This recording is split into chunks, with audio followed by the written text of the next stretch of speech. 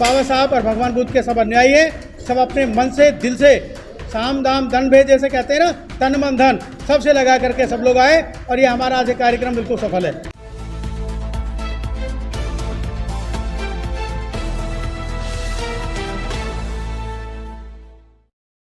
आज के कार्यक्रम से क्या मैसेज देने में कामयाब हुए? आज का मैसेज तो बहुत बढ़िया गया है। तथागत की अनुकंपा है कि हमारा जो धम्मचक्र प्रवर्तन दिवस है वो बहुत ही अच्छी तरह से और मंगल कामनाओं के साथ व्यतीत हुआ है। पूरी राष्ट्रीय अध्ययन क्षेत्र से हजारों लोग आए और हमने किसी कोई किराए में नहीं आए, सब अपने अपने व्हीकल से आए हैं और बाबा साहब और भगवान बुद्ध के सब अनुयायी हैं, सब अपने मन से दिल से साम दाम दंड भेद जैसे कहते हैं ना, तन मन धन सबसे लगा करके सब लोग आए और ये हमारा आज कार्यक्रम बिल्कुल सफल है। आप हर साल बाबा साहब की प्रतिज्ञा है, इस कार्यक्रम करते हैं, बड़ा चलाकर लोगों को बुद्ध धर्म की तरफ आकर्षित करने का काम कर रहे हैं। लेकिन बुद्ध का धर्म सिर्फ यही नहीं था कि लोगों को बोध बनाया जाए, उनको विपස්සना भी बताई जाए। क्या उस ओर भी आपका जो संगठन काम कर रहा है? देखिए, 22 प्रतिज्ञाओं के साथ साथ हमारा संगठन भी काम कर रहा है। हर दूसरे साल हम दीक्षा समारोह मनाते हैं और प्रशिक्षण शिविर लगाते हैं। प्रशिक्षण शिविर में लोग चीवर पहनते हैं और उनकी 10 दिन की ट्रेनिंग होती है।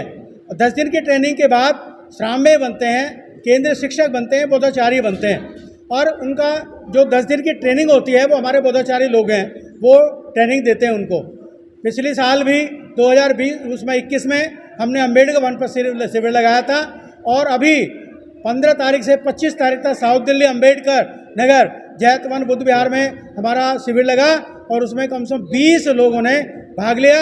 और बड़े खुशी की बात यह है कि जिसमें 2 महिलाएं थी जिन्होंने चीवर पहना और बाल कटाए अपने, और उसके साथ 7 बच्चे ऐसे थे जिनकी उम्र 15 साल से कम थी। एक बच्चा तो इंजीनियर कर रहा था जिसने चीवर लिया और अपने 10 दिन का शिविर अटेंड किया।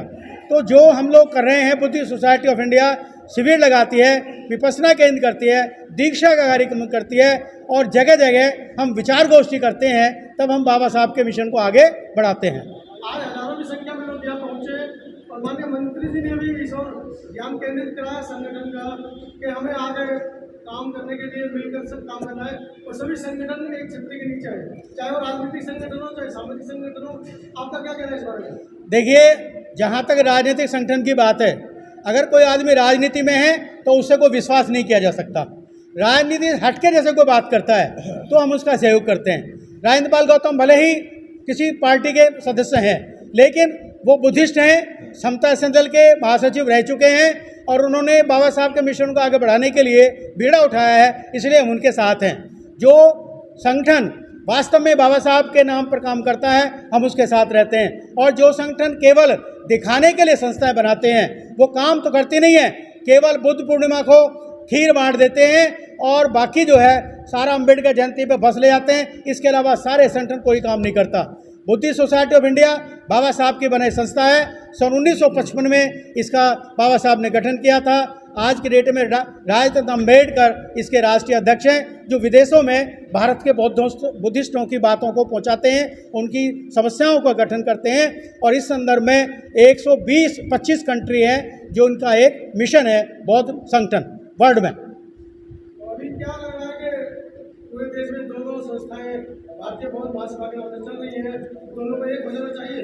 देखिए, बुद्धिस्ट सोसाइटी एक ही है, बनाने के लिए तो 4 बनाए, 6 बना लें, किसी को महामंदी नहीं होती। 10 आदमी इकट्ठा कर लीजिए और इकट्ठा करके रजिस्ट्रेशन करा लीजिए, अपने राष्ट्रीय अध्यक्ष बन जाइए। बाबा साहब के पर्पज भी जो है दूसरे पर्पज, जो व्यक्ति बाबा साहब की संस्था में नहीं आता, बाबा साहब के संविधान बनाए हुए बुद्धिस्ट सोसाइटी ऑफ इंडिया के संविधान को नहीं मानता और बाबा साहब का नाम लेता है, मैं आज इस स्टेज से कह सकता हूँ वो बिल्कुल दोगले व्यक्ति हैं और अपने स्वार्थ के लिए नई संस्था बना करके काम कर रहे हैं। अगर वो वास्तव में बाबा साहब के मिशन को चलते हैं तो बाबा साहब की संस्था को माने, बाबा साहब के संविधान को माने जो बुद्धिस्ट सोसाइटी ऑफ इंडिया का बनाया है, तो समझे कि वो सब एक निस्वार्थ काम कर रहे हैं और मेहनत से काम कर रहे हैं, बाबा साहब भगवान के मिशन में काम कर रहे हैं। अन्यथा वो संस्था बेकार है, सब अपने नाम के लिए मर रहे हैं। अभी आपने कहा कि हम सामाजिक संगठन है, राजनीतिक जो अभी मंत्री के बारे में आपने कहा कि राजनीतिक लोगों से हम साथ नहीं रखते, लेकिन बाबा साहब की उंगली के लिए आप लोग हर बार अपने वक्तव्य में बोलते हैं कि बाबा साहब ने उंगली का इशारा किया, संसद में जाओ वहीं आपके अधिकार मिलेंगे, वहीं आपके लिए कानून बनेगा। तो उस बारे में आपका क्या विचार? देखिए, ये बहुत बड़ा विषय है, कहने के लिए तो मैं बहुत ज़्यादा टाइम लगा दूंगा, लेकिन फिर भी दो संक्षिप्त में मैं कहता हूँ। बाबा साहब ने प्रारंभ में शिक्षित बनो संकित का नारा दिया था। लोग शिक्षित बन गए लेकिन समाज से अलग हो गए।